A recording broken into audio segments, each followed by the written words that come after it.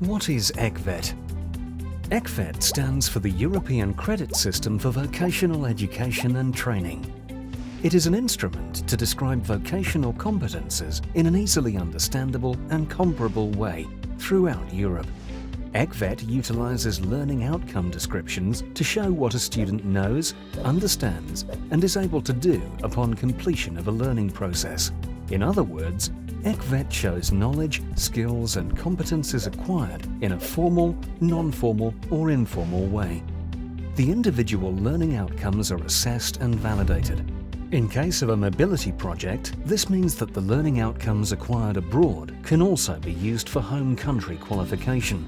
In order to reach this, there are certain processes and agreements needed between the coordinators on the sending and hosting side, which are fixed in two important documents: the Memorandum of Understanding and the Learning Agreement.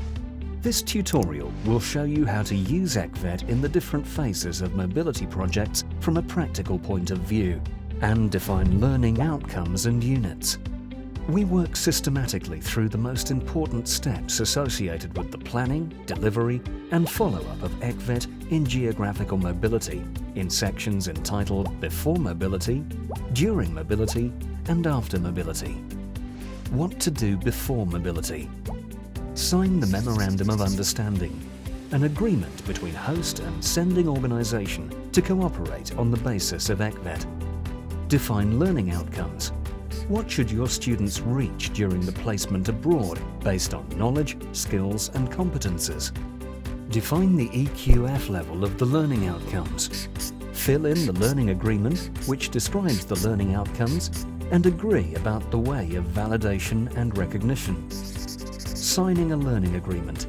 Ensuring individual students are aware of all aspects relating to their forthcoming mobility period.